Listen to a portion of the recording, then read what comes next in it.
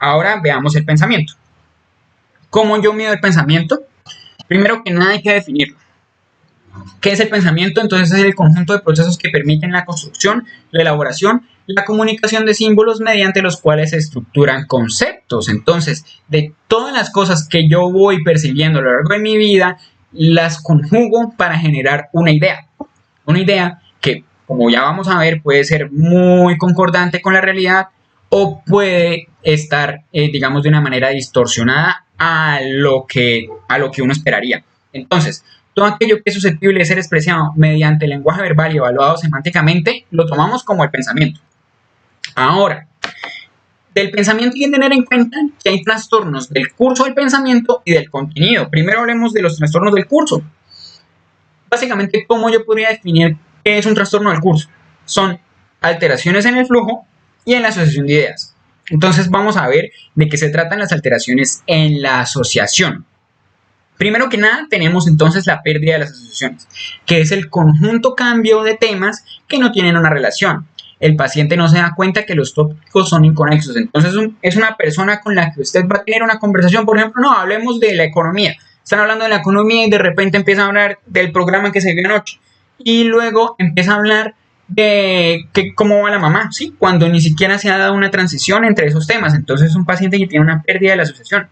Luego tenemos la tangencialidad, que yo traje un ejemplo porque a veces es muy difícil de definirlo. Sin embargo, les voy a decir que se define como la incapacidad para conducir el discurso hacia un fin inicialmente previsto.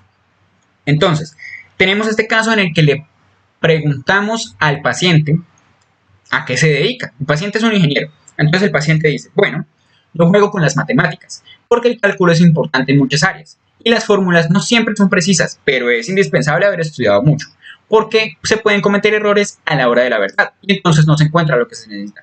Si vieron que el paciente ni siquiera me respondió a qué era lo que se dedicaba, simplemente se fue por las ramas, ¿sí? Eso es a lo que uno le dice cuando están evadiendo preguntas, se está saliendo por la tangente. Bueno, eso sería como la máxima expresión patológica de eso, ¿listo? Luego tenemos entonces, digamos, la circunstancialidad o la prolijidad, que serían entonces, el paciente es muy detallista para explicar cosas y son detalles que son muy necesarios. No necesitan ser expresados para llegar al fin de la idea que él quiere expresar. Entonces, le preguntamos a un paciente dónde vive. Entonces, nos responde, pues le voy a decir, doctor, viniendo de sur a norte, antes de la intersección con la avenida principal, que es la avenida Samanes, existe una plazoleta que, por cierto, tiene poca iluminación en las horas de la noche y por eso es sumamente peligrosa. Aproximadamente 50 o 70 metros más abajo, el edificio azul de 5 pisos, con celadores vestidos de azul a la entrada, en el piso 3, en el apartamento 304, cuando perfectamente me pudo haber dado el nombre del barrio, el nombre del conjunto, el nombre de la torre y ya, hasta ahí llegaba. Y si algo, haber dado una referencia como enfrente de la plaza y ya. ¿De qué me sirve a mí saber que la plazoleta es, digamos, peligrosa porque no tiene iluminación en la noche, si eso no fue lo que yo le pregunté y si eso no aporta nada a la idea que él me quiere transmitir, que es donde vive? Entonces es muy importante tener en cuenta eso. Luego, bueno, entonces tenemos la perseveración, que sería entonces la continua repetición de palabras, ideas o temas. Como tal, es un paciente que continúa usándolas de manera recurrente a pesar de haber cambiado el tema. Entonces le preguntamos a un paciente, ¿dónde vive usted? El paciente nos va a responder, yo vivo muy cerca de la UNAP, mi esposa es egresada de la UNAP, todos en la casa son egresados de la UNAP, la oficina también está cerca de la UNAP, los edificios blancos de allá son de la UNAP. Entonces, como tal, sí nos respondió que, de alguna manera nos respondió la pregunta porque vive cerca de la UNAP, pero pues ¿qué tiene que ver que la esposa vive en la UNAP, que todos en la casa sean egresados de ahí? O sea, no tiene nada que ver. Entonces el paciente está perseverando mucho en un concepto. Ahora tenemos trastornos de la velocidad. Entonces, recapitulando, entonces en la forma de la asociación, entonces el paciente no tiene cómo enlazar esas ideas. Y ahora vamos a ver que en la velocidad, entonces, que sí las asocia, pero las va a asociar a diferente velocidad según cuál sea. Entonces, primero tenemos la bradixiquia, que es la lentitud con la que se asocian y se expresan las ideas, ¿sí?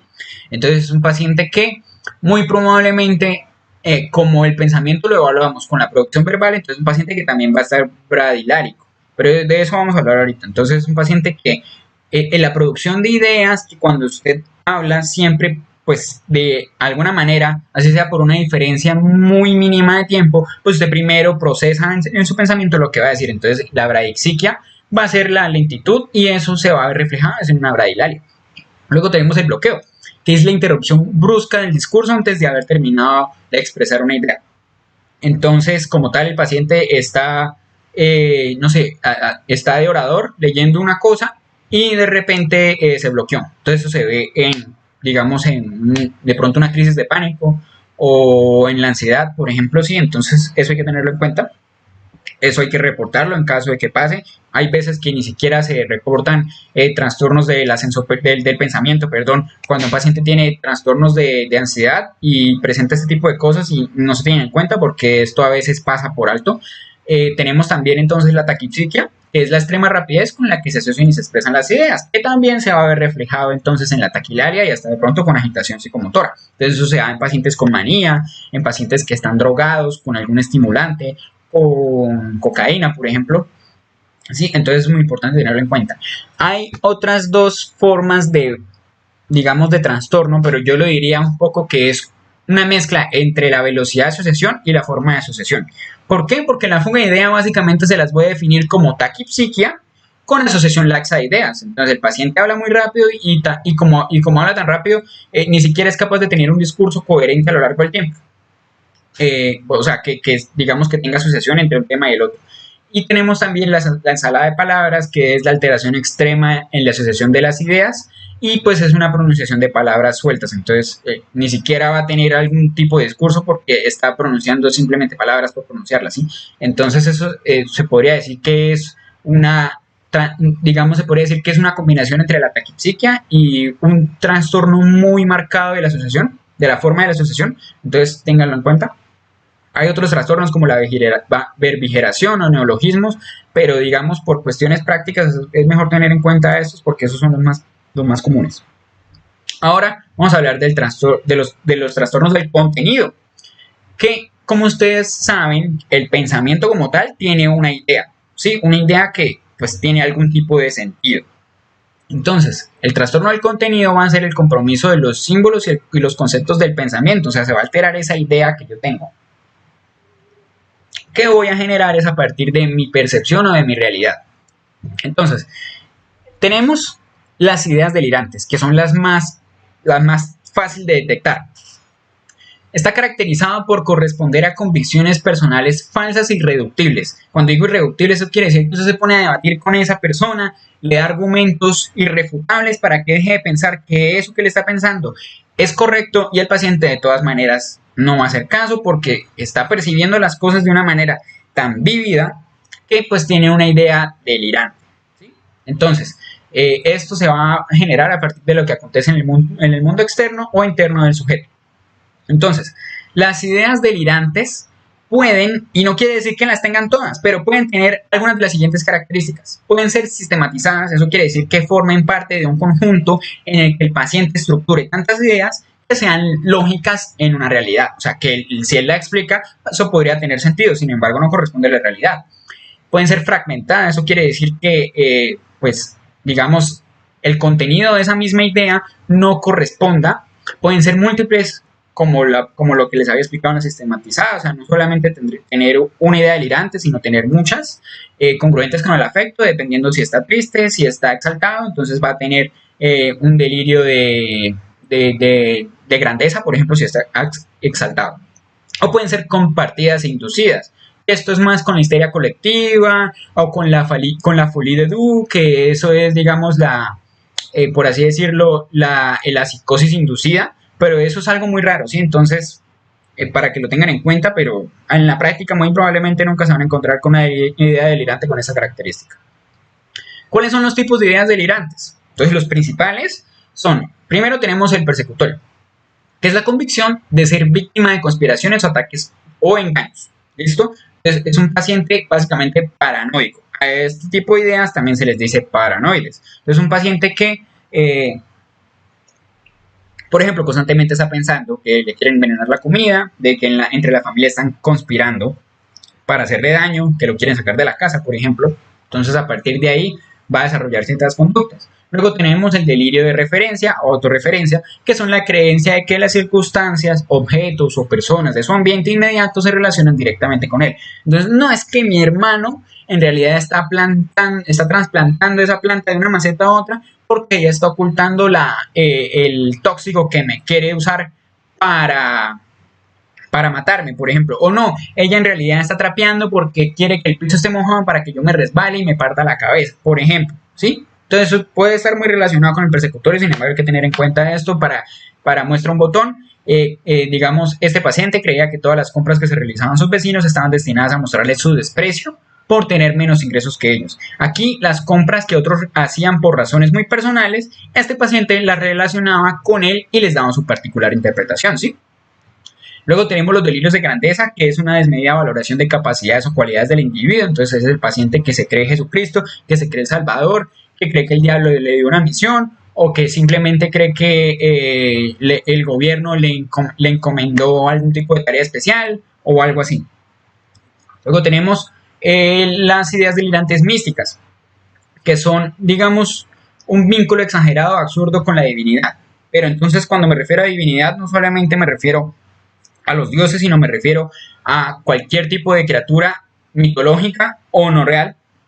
Entonces son pacientes que piensan que, por ejemplo, no, es que el duende es el que me roba la ropa en las noches y por eso se me desaparece o algo así, ¿sí? Entonces son pacientes que piensan en ese tipo de cosas y es que está segurísimo que es el duende, mejor dicho, está totalmente seguro, ¿sí? Y luego tenemos los delirios somáticos, que es un significado exagerado, absurdo a la estructura del funcionamiento corporal. Para eso les traigo un ejemplo, que es un hombre de 42 años que creía constantemente que emitía un olor molesto en las axilas. Entonces se bañaba muchas veces al día, se aplicaba todos los desodorantes habidos y por haber, mucho perfume, y de todas maneras seguía pensando que estaba emitiendo un olor. Entonces, digamos, ese tipo de alteraciones, pues todas las que les he dicho, más o menos se encuentran en esquizofrenia. La de grandeza ustedes la pueden encontrar en manía. En cuanto a las ideas delirantes de influencia, tenemos que son la convicción de que las ideas, las sensaciones o los sentimientos no son producidos por el propio sujeto, son originados e impuestos por una fuente externa. Entonces, no, es que me está controlando Satanás, me está controlando Dios, me está controlando la vecina. Yo tengo cuerdas invisibles atadas a las extremidades y por eso ataqué a mi hermana porque me lo ordenaron, ¿sí? Entonces, delirio de influencia.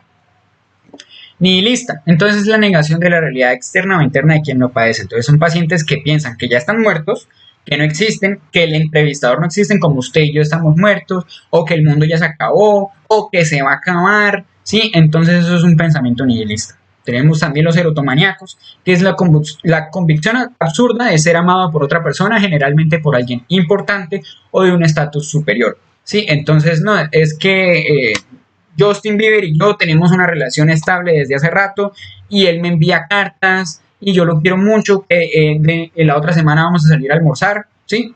Erotomaníaco porque Justin Bieber ni siquiera la conoce. Es lo típico. Tenemos que es la convicción absurda, exagerada y sin base real de que se es víctima de infidelidad por parte de la persona de quien se ama. Entonces, un ejemplo, muchos se van a identificar.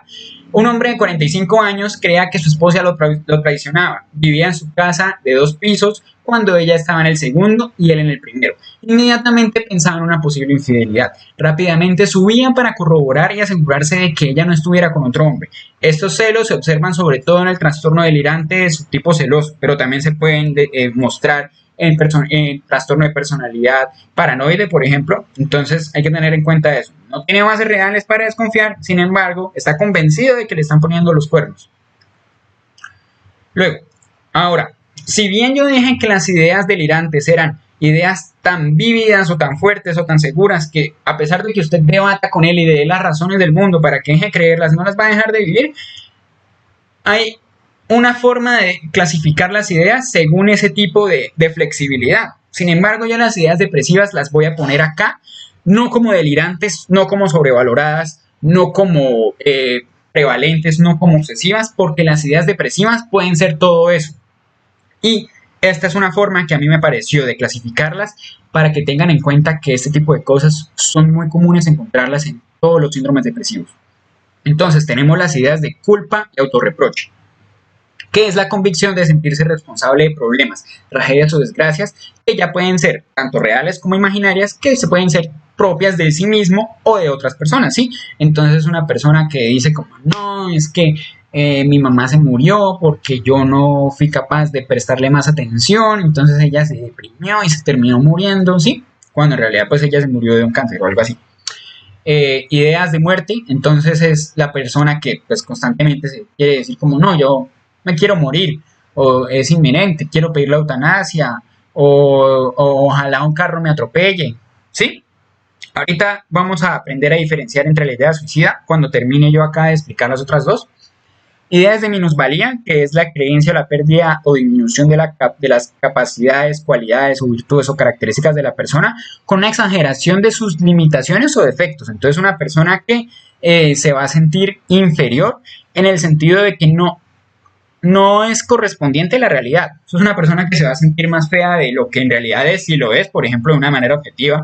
Si el paciente es muy gordo y dice, no, pero es que yo soy muy gordo y por eso soy incapaz, la gente no me toma en serio, cuando pues en realidad usted le pregunta y es como, no, a mí me da igual que sea gordo, no, es que yo soy negro, cosas así, sí, entonces, pero entonces ya muy en el contexto de depresión, ahora no vayan a creer que cualquiera que se sienta discriminado es porque tiene una idea de minusvalía, ¿no? Luego tenemos el delirio de desesperanza, que es la creencia absurda y exagerada de que el individuo no puede proyectarse en un futuro con éxito. Entonces, pues el paciente dice como, no, yo la verdad no voy a ser capaz de seguir adelante, todo se me va a caer al piso, no voy a ser capaz de levantar ese negocio o lo que sea, ¿sí? Ahora, casi se me pasa. ¿Cuál es la diferencia entre la idea de muerte y la idea del suicidio? Las ideas suicidas no las puse acá porque es que son muy complejas y dan pie para otro webinar, un post en Instagram, lo que sea. Las ideas suicidas ya hablan de la voluntad de llevar a cabo la muerte, ¿sí? Entonces me voy a suicidar usando un cuchillo. Eso ya es una idea suicida. Me voy a matar tirándome del piso, tirándome del quinto piso. Eso ya es una idea suicida. Diferente a la idea de muerte. Ay, ojalá un carro me atropelle, ¿sí? No, voy a hacer que, digamos, me voy a tirar a la autopista para que un carro me atropelle. ¿Sí ven la diferencia? Entonces es muy importante identificar cuándo es una idea de muerte o cuándo es una idea de suicida. No son la misma cosa. Luego tenemos las ideas obsesivas, que son los pensamientos o las imágenes persistentes que son desagradables para el paciente y se imponen pese a su voluntad de dejarlos o de rechazarlos. El paciente se va a angustiar por esta incapacidad de controlarlos. Entonces, son ideas que son egodistónicas. ¿Qué quiere decir egodistónicas? Que son rechazadas por lo que representa la persona, ¿sí? Entonces son sensaciones incómodas, ¿sí? Eso hay que tenerlo muy en cuenta porque hay veces que piensan que, por ejemplo, la niña tenía una idea de muerte y por eso se corta y piensan que es una idea obsesiva porque tiene ese pensamiento prevalente de matarse y la compulsión es cortarse. No. Las ideas obsesivas son muy intrusivas, son persistentes, por lo general están relacionadas con cosas muy desagradables y entonces hay que tenerlo en cuenta. Las preguntas las voy a responder al final. Bueno, ideas sobrevaloradas. Las ideas sobrevaloradas se van a acompañar de una carga afectiva importante y va a corresponder según las normas o los valores que tienen un peso en el contexto personal. Entonces, no son egodistónicas, o sea, no van en contra de lo que representa la persona y se entienden en función de la situación biográfica del sujeto. Entonces, si es una persona, por ejemplo, que creció en un ambiente muy ortodoxo, entonces va a ser una persona que es muy fanática religiosa. Eso no quiere decir que sea delirante o que sea obsesivo. Pues es una idea sobrevalorada porque es el contexto personal, se crió así. Lo mismo el paciente que, no sé, tuvo padres que eran racistas, por ejemplo, o pacientes que vivieron la guerra, el conflicto armado. Entonces van a pensar que un mandatario excelente es aquel que les corrigió todo eso. Por otro lado, los que no vivieron ese tipo de cosas, pues no van a ser capaces de entender lo otro porque vivieron un contexto totalmente diferente. ¿Listo? Luego, ahora tenemos el lenguaje. Sin embargo, algo que se me pasó acá y es muy importante es cómo reportar las ideas. Entonces, como ya les dije, las ideas van a variar según si sean, digamos, qué tan rebatibles son. Entonces, lo importante es, el paciente presenta una alteración en el curso Entonces ustedes ponen, tiene taquipsiquia, tiene bradixiquia y además presenta ideas delirantes de tipo paranoide, que son caracterizadas por el pensamiento de que piensa que la familia confabula para envenenarle la comida. Así es como se describe una alteración en el pensamiento en la historia clínica. ¿Listo? Entonces, si hay alteración del curso, describirla. Y si hay una idea, si hay una alteración del contenido, describirla, poner el apellido, o sea, qué tipo de idea es, si es delirante, y si es delirante, qué tipo de delirio es y por qué. ¿Por qué el examinador piensa que es así? Es muy importante, porque hay veces que solamente se tipifica y no se da la explicación, y es muy importante que ustedes argumenten todo lo que están reportando, por así decirlo.